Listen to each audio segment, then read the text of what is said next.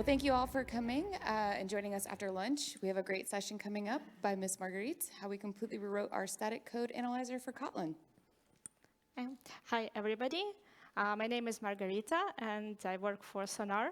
And today I'm going to talk about how we completely rewrote our static code analyzer for Kotlin. First of all, thank you all for coming. I didn't expect so many people here, so I was thinking like if we have 1 or 2 persons, we can go and listen about test containers. But no, thankfully you're here, so we are going to have this session today. So let me introduce myself. I'm told that I work at Sonar. Thankfully, my company provides me the company t-shirt because you've seen my little obstacle. I ran out of some clothes without his participation. I haven't been doing a lot of talks for a long time because of maternity leave, and thankfully I'm here, so I'm really happy to be here. Before this, I was a conference speaker, organizer back in my hometown in Kyiv. I was leading a Kotlin user group and also participating in Java user group.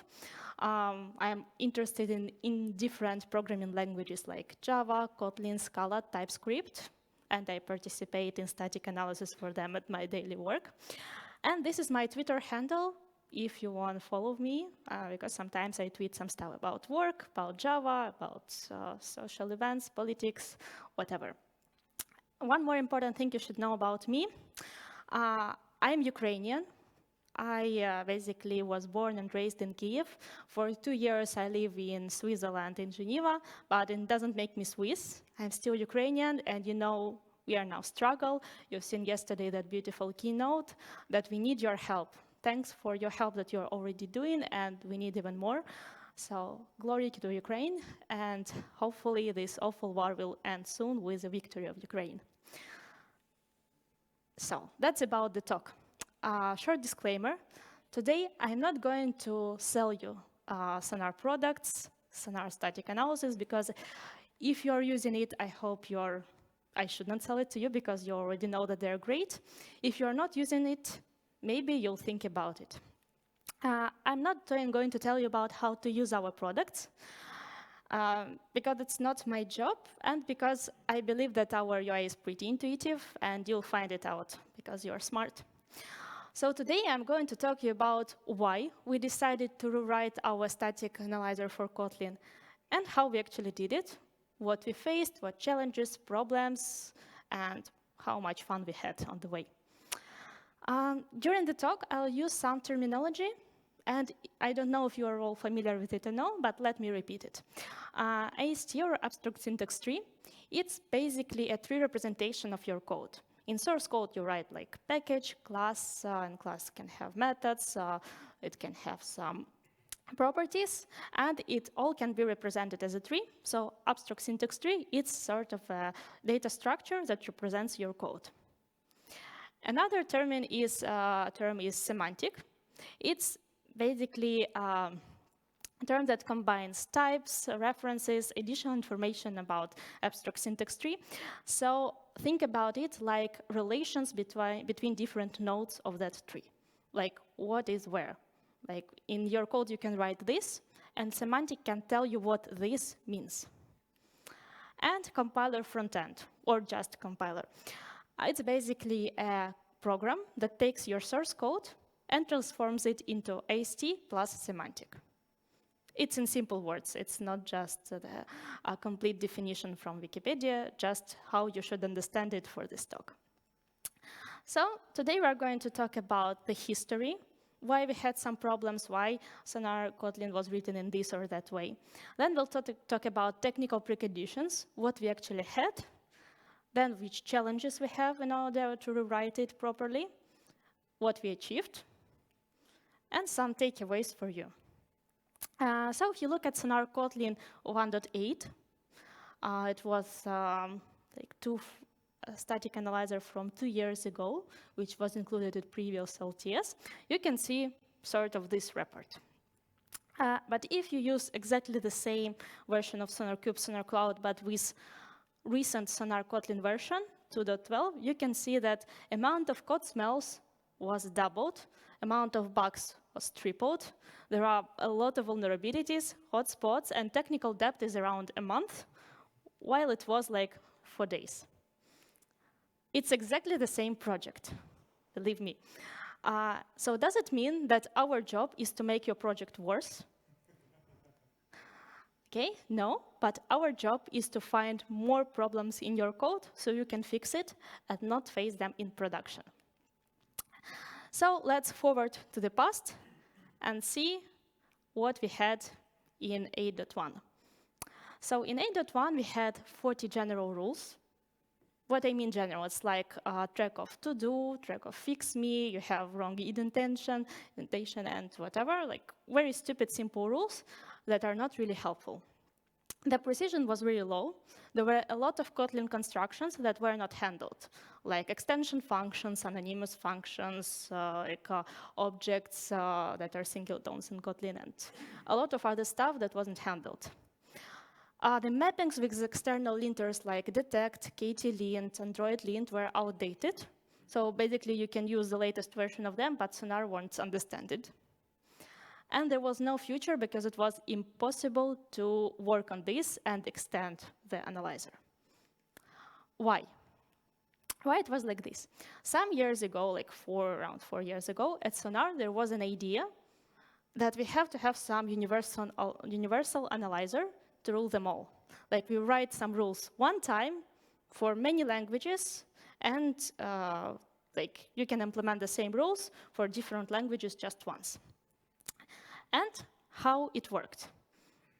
If you, in simple words, if we are talking about static analysis, it goes like this. You have a source code. We use compiler frontend to transform it into AST, like abstract syntax tree. And then we run a bunch of our like rules, checks, our code to get the result and report it to you. The general stuff looks like this. We still transform your code into AST, which is native language AST, and then we transform this AST again to some general representation. Intermediate representation, that is the one for many languages. And then we can write our rules on top of that general AST and report issues on original source code. And that worked. We actually had sort of like SonarSource language AST, and that worked for 4 languages like Kotlin, Scala, Go, Ruby. This project is open source, so you can still find this. And it still works for Scala, Go, and Ruby. Thankfully, not for Kotlin anymore. There is such project. So what are the pros of Slang AST? First of all, you write one rule, and this rule is immediately available for 4 languages, for Scala, Kotlin, Go, and Ruby. So if you want to add new language, like the 5th language, what could be like Rust, you just need to write a converter to this general AST, and then you have all these like rules already implemented for this language. And I think that's it for the pros. For the cons, maintenance. Usually languages evolve, some new syntax structures are added, and of course, like Kotlin developers or Scala developers of the language, they had no idea that for Sonar, we basically use the same AST. So every time some small change was made to some language, we had to adjust the converter of that language. Sometimes we had to adjust the general AST, and it means that we also have to adjust 3 other languages. So instead of like maintaining 1, we have to maintain it 5 times. Then a rules precision. Because we try to find some general intermediate representation, we have to cut some branches.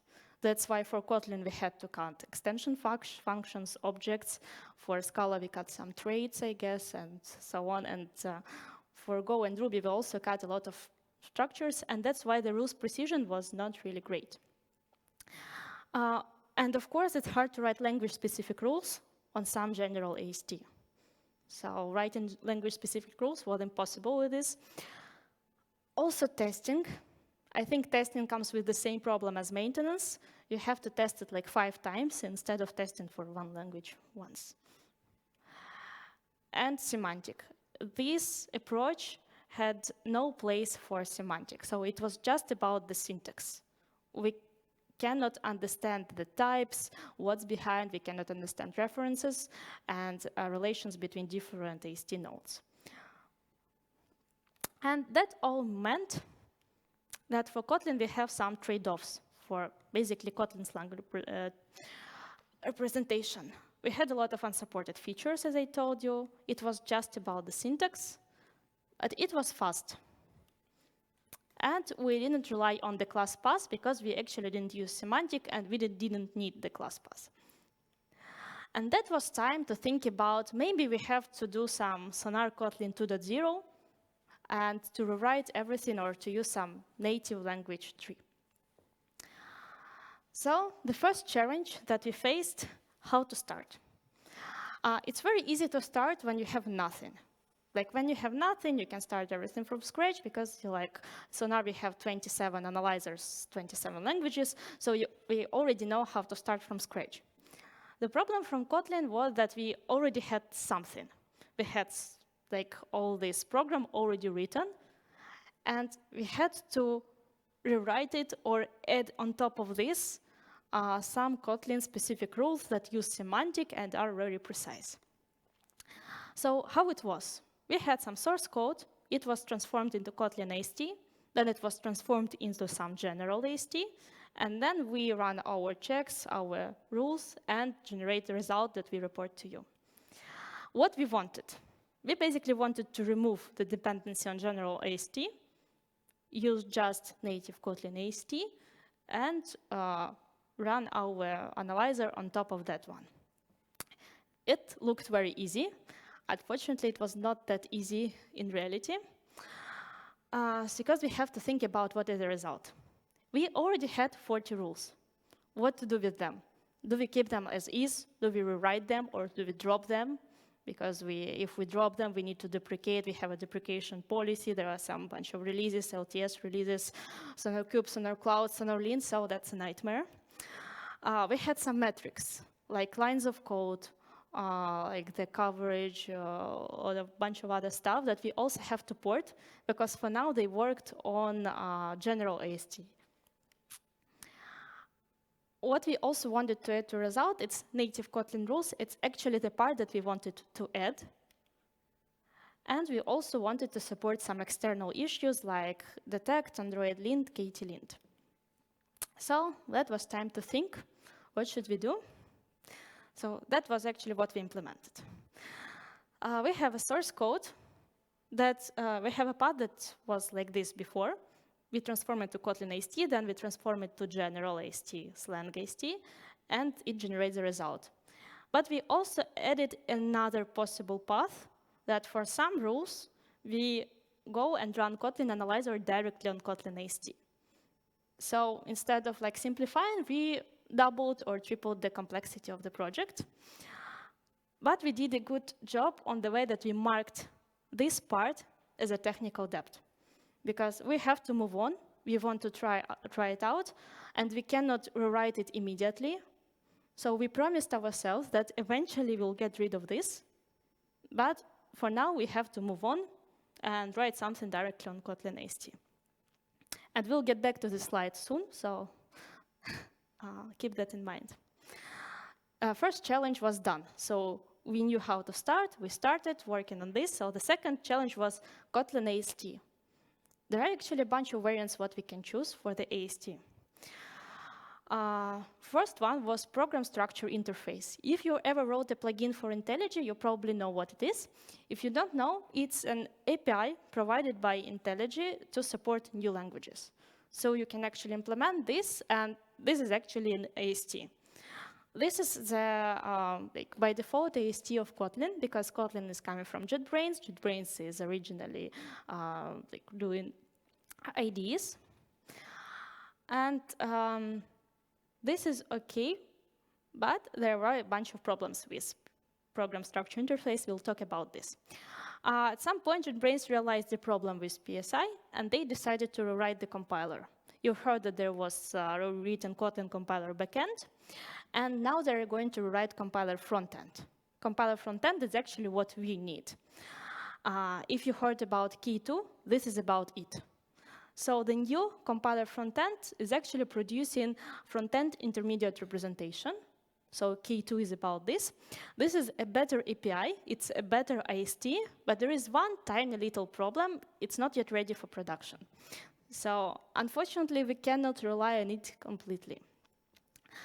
And there is another third solution. It's unified AST. It's basically the same UST for Kotlin and Java. The idea behind it is the same as we had for Slang, but they don't have like 4 absolutely different languages as we had. It's just for Java and Kotlin. And actually, Android Lint is using it to report issues in between Java and Kotlin. So this one is a good option with a bunch of problems. So in order to decide, we had some sort of pros and cons for every solution. And for now, we decided to go for PSI. But we know about the problems of this. What's wrong with PSI? First one is nullability hell. Unfortunately, in PSI, everything is nullable. If you look at the code, for example, you have binary expression. You cannot parse your code as a binary expression if you don't have right and left. So they should be present. But API shows us that they're both nullable, and in Kotlin, nullability is in the type system. So we have to deal with this. One solution is to deal with this like with nesting, and it's okay if you have just 2 of them. But sometimes if you have like dozens of things like this, the nesting could be hard. And we have even a rule about 2 nested code. So this solution doesn't look really nice, so we wanted to find something else.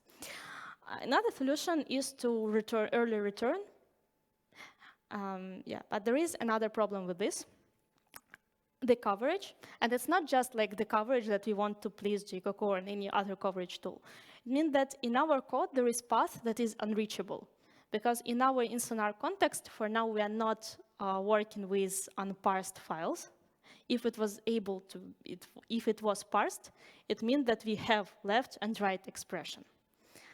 So another possible solution is like non-null assertion, which is okay, but looks a little bit tricky because every time I put it, I was like, am I sure? Maybe it could be null, maybe I'm wrong, not understanding this. So at my team, we decided that it's okay to put non-null assertion, but you have to put some comment, like why you did this. Because if your assumption was wrong, you'll figure it out what the assumption was. So if it's helpful for you in your code base, use it. So nullability hell is more or less done. Another problem is ID dependency. I don't know if there is anybody from JetBrains here, because I'm going to complain. There is IntelliJ IDEA. Like you probably all are using this or heard about this. In IntelliJ IDEA, you can download the plugin SonarLint. I don't know if you're using it, but if you're using this plugin, pretty nice. In SonarLint, we have Sonar Kotlin, actually the project that I'm talking about, the fun part.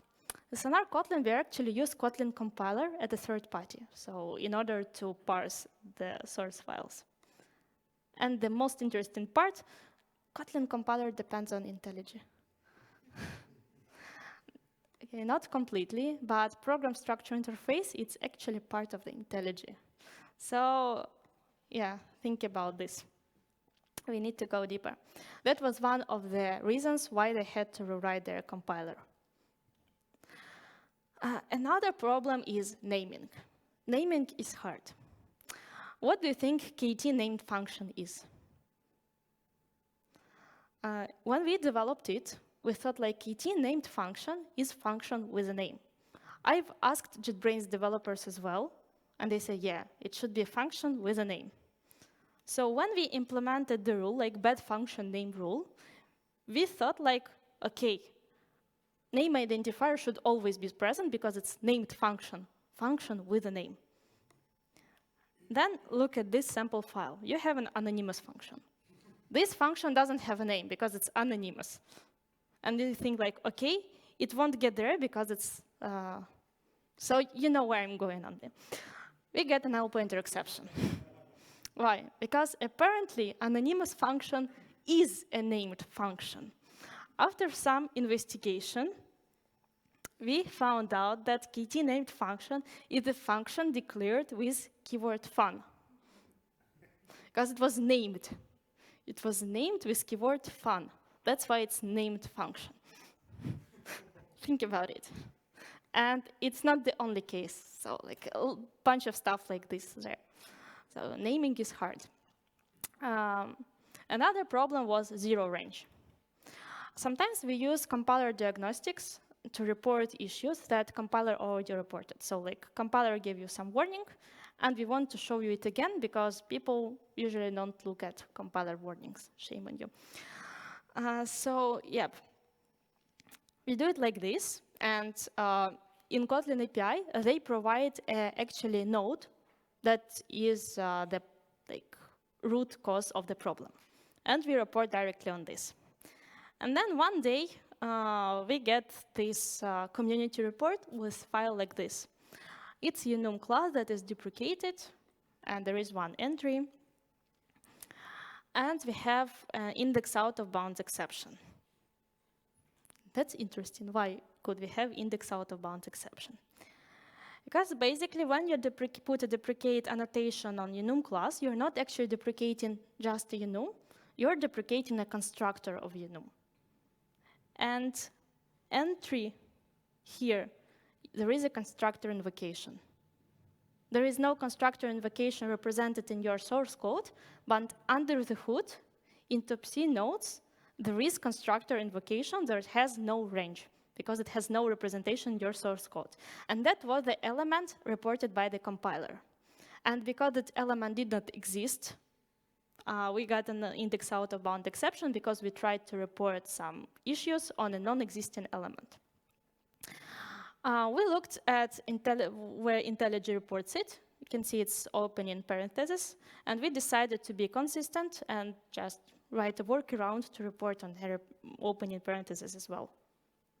So there are also stuff like this. So our decision was to use psi, but eventually to move to fear when fear is more or less ready for production, maybe on the second beta. So we are going to try it like very soon and maybe release it in a year. So that was our decision about AST, but let's think about some code, what we actually wrote. So the first coding and writing challenge was adding semantic. What is semantic? I'll explain you an example. For example, we have some function, f, and this function we have a bunch of calls to Java util_random or Kotlin util_random. Let's report every Java util_random usage call. If we don't have semantic, we can only seek for a fully qualified name like Java util_random, and that's it. And if we have semantic, we can also report things like this, because you see like first random, it's also Java util_random.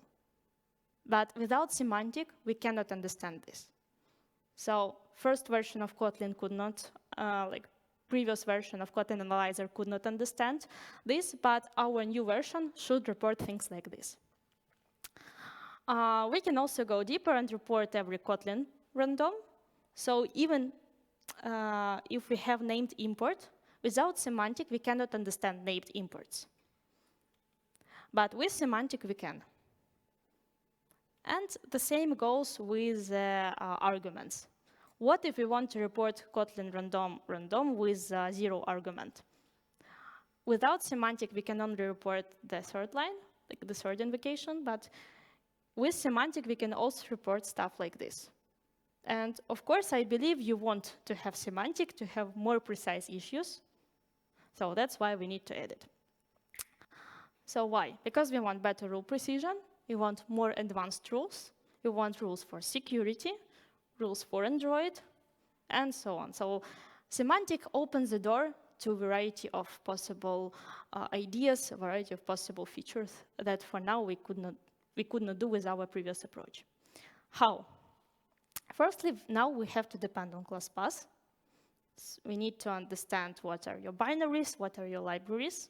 So now, if you are analyzing Kotlin with the recent version of SonarCube, you need to pass a class path.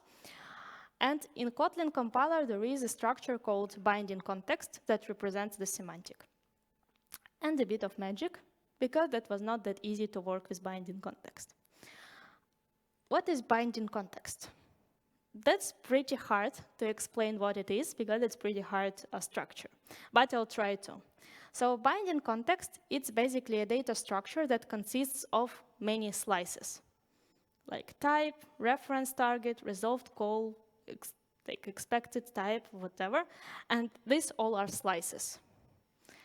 Every slice is basically a map that has a key as a key element, usually it's key element, and the value could be another key element, so another node in your AST tree.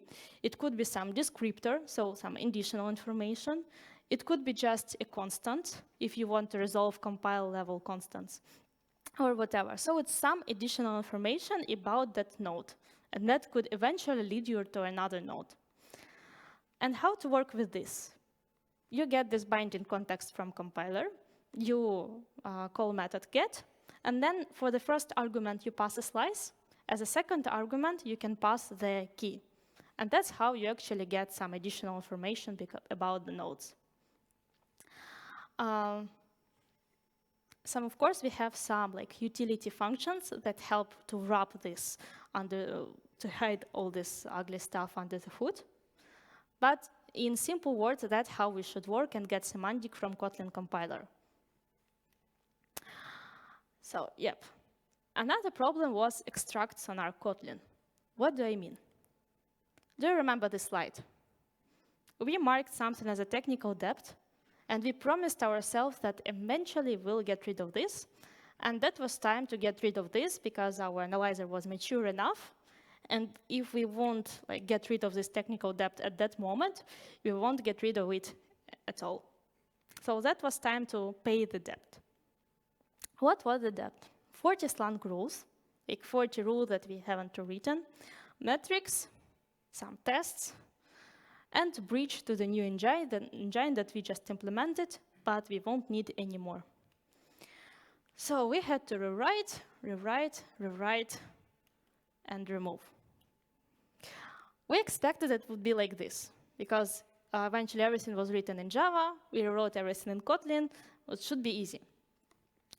Unfortunately, there were a lot of stuff like this, but yeah, there nothing really interesting there, so I'm not going to show any funny outcome of this. Just was a lot of hard work, but eventually we did it. We extracted Sonar Kotlin from Slang, so now it's a standalone repository with a lot of contributors, bunch of stars, and it's open sourced, so if you want to one day contribute there or have a look how it's implemented, you're welcome, you can have a look. So now Sonar Kotlin is a standalone repository, and that's not in Slang anymore. Yep. So Sonar Kotlin 2.0 was released because we extracted it, we wrote some new rules, we rewrote some existing rules, and we expected that it would be like this, like all the community will be happy because it's now better, faster, whatever. But we received this feedback. What went wrong? The day we released it, or the next day, we received a bunch of community reports that Kotlin Analyzer is running out of memory, Kotlin sensor is too slow, we are taking too long. You can read it by yourself. So, and there were a lot of requests like this in our community forum. So we gathered a meeting, because what you do in this case, just gather a meeting. And we tried to find out the solution. So one of the idea, maybe you should use parallelization or caching. There was one guy who told, maybe we should find the bottleneck and fix it. Of course, we threw him out of the window. But yeah, we found out one bottleneck. That was a commented out code rule. If you don't know what it is, sometimes in your code, you think about some line of code that maybe it's useful, but not for now, so let's comment it. Sonar has a rule to report these issues. It's like you have a commented out code rule, please do something with this, either uncomment or delete, because it's not a good practice to have commented out code. So what we want to find comments that contain code and report it. If it's comment that doesn't contain code, we should not report it. So like this. How it works? That was actually the root of the problem. We have a comment body, so we get an element with a comment, then we found the comment body, and we parse it to our compiler frontend and try to get Kotlin AST. If compilation was not successful, it means that it's not code, which makes sense. But if there were some errors, if compilation is not successful, it's a code. So there is an issue. But if compilation had some errors, we assume that it's not a code, so OK, we skip this comment. Looks smart. What are the problems? If we want to be precise, we have to use semantic. If we use semantic and generate some additional information, it takes some time. Sometimes we face compiler bugs because we are testing compiler frontend on the input that is not supposed to be tested on. Because we are basically testing our compiler frontend on text, on comments. And we actually found a bunch of compiler bugs. They fixed them. And yeah, but that was a little bit stupid. Then, of course, you can make code with mistakes, because why you commented out it? Because it's not compiling. But in our case, it won't report you because we assume that it's not a code. Another problem in Kotlin are infix functions. Because basically in Kotlin, every 3 words or more words, just in a row, can be considered as a code because of infix functions. So it's like you have to deal with this, somehow make workarounds to get rid of that false positives. And there were a lot more problems.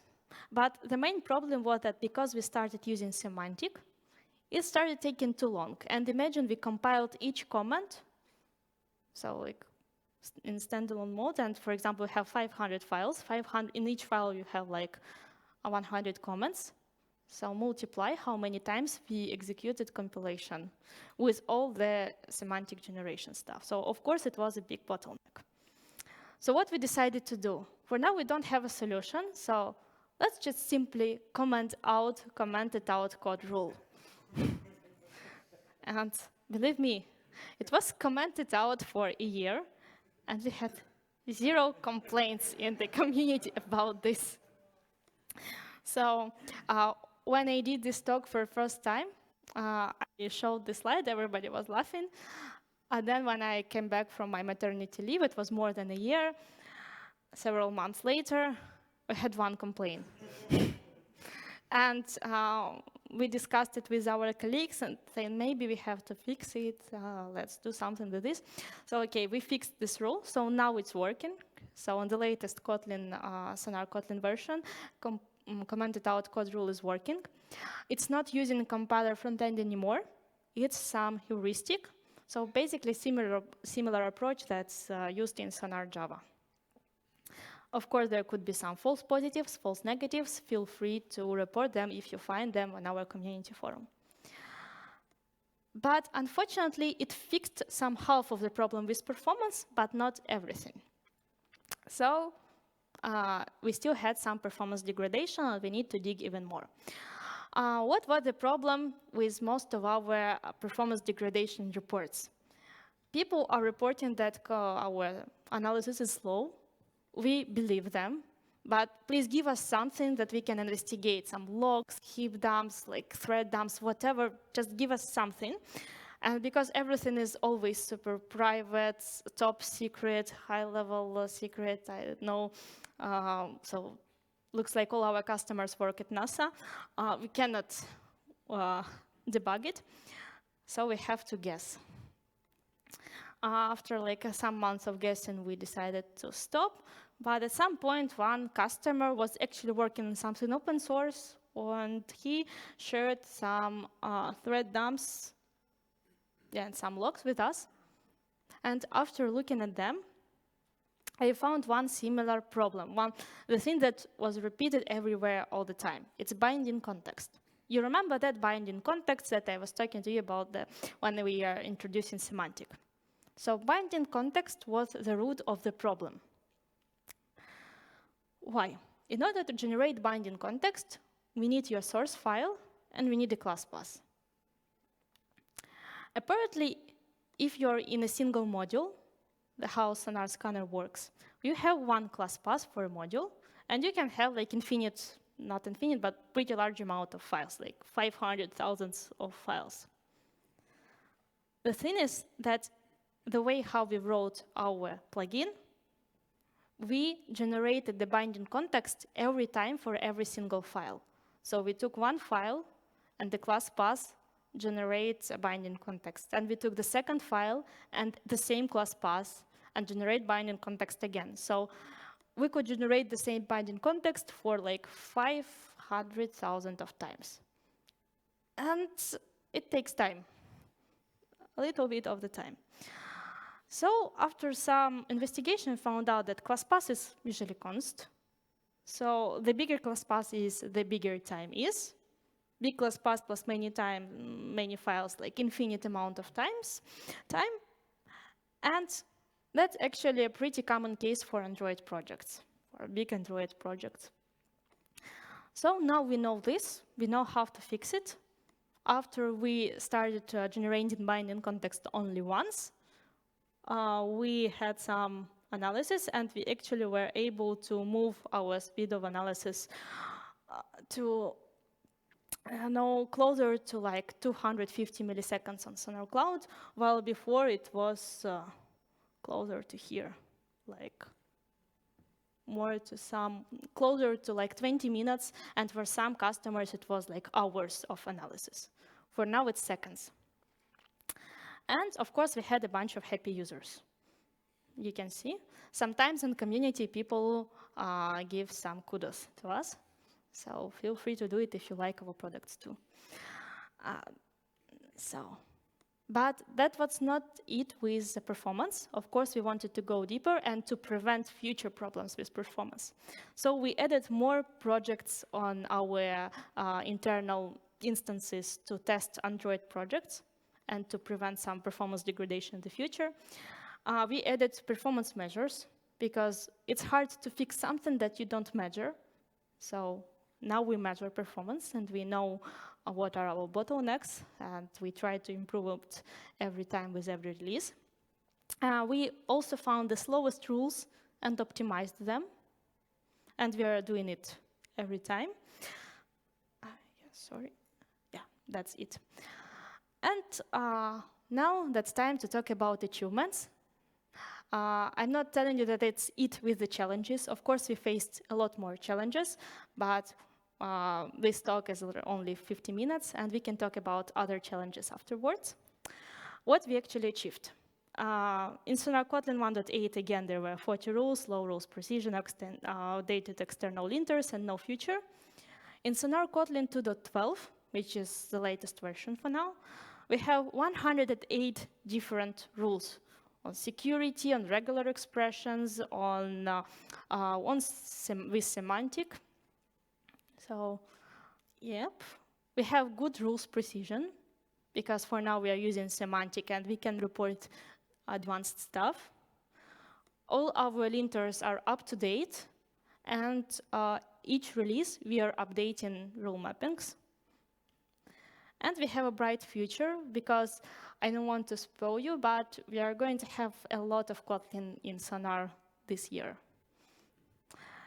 So, what are achievements? Finally, we used Kotlin native 3. We added semantic. We added security rules. We added rules for coroutines. We added rules for regular expressions.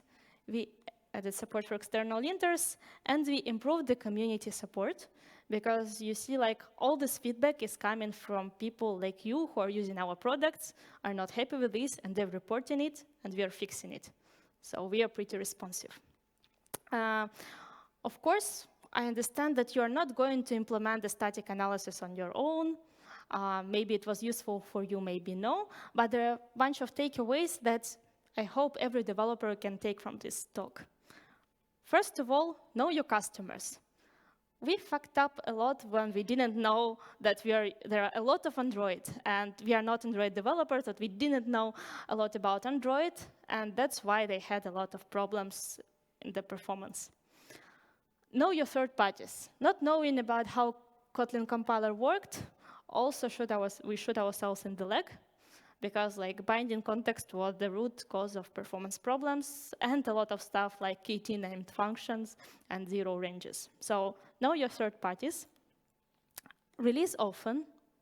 The more often you release, the faster is your feedback loop, and the easier it's for you to fix. Refactor, or as it's now we say it's on our clean as you code, and rewrite. Don't be afraid of rewriting the whole project if it's not maintainable, if it's not scalable, or if it's not serving your purpose. That's okay. Don't be afraid of rewriting. And there are some special things that I want to say. It wouldn't be possible to present this talk to you without my colleagues. Firstly, it's my dream team. The two people who I lighted with the love of Kotlin a lot, and who made this possible, the initial rewrites. It was Johan and Evgeny. There were three of us who rewrote the Kotlin Analyzer at Sonar. And now it's all the Java and Kotlin bubble in the Sonar that are taking care of our Kotlin Analyzer. And of course, thank you for being in my session. I hope you had fun, and I hope you learned something. That's it.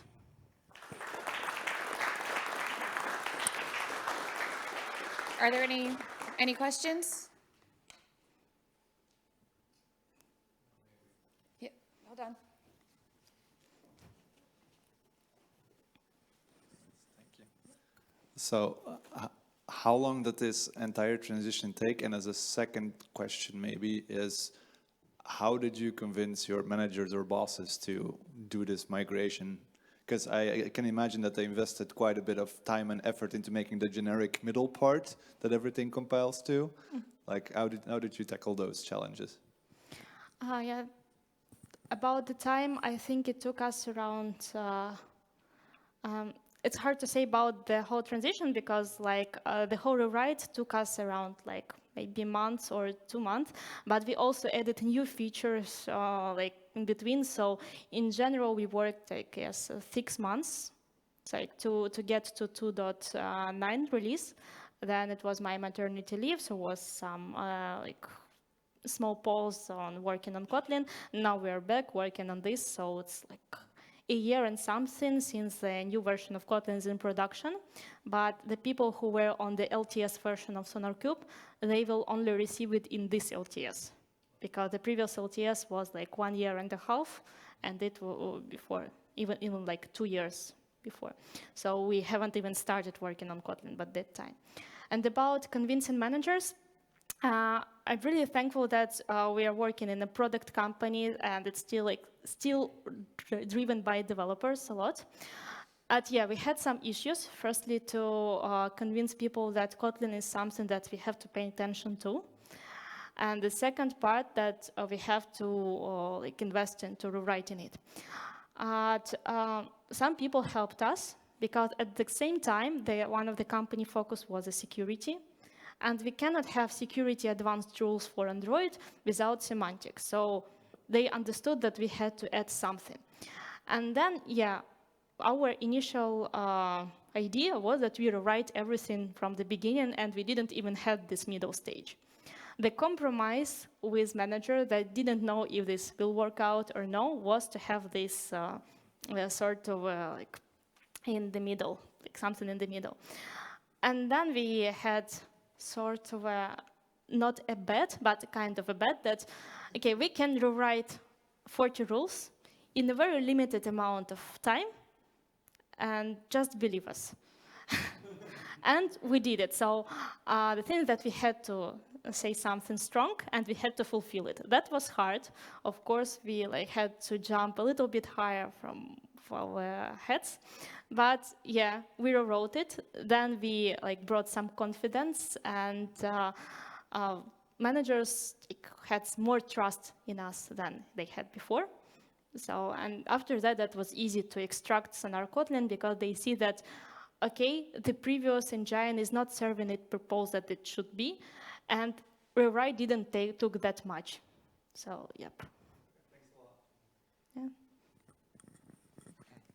Yeah. Is it the same module running inside IntelliJ as on server side when you do it on PR and CI job? You're talking about SonarLint? Yeah, we have the same analyzers in SonarLint, SonarCube, and SonarCloud. So all the differences is more in their code. So sometimes, like SonarLint cannot show you some hotspots. For now, like they only started working on showing some hotspots, but analyzers are the same. So we all report the same issues.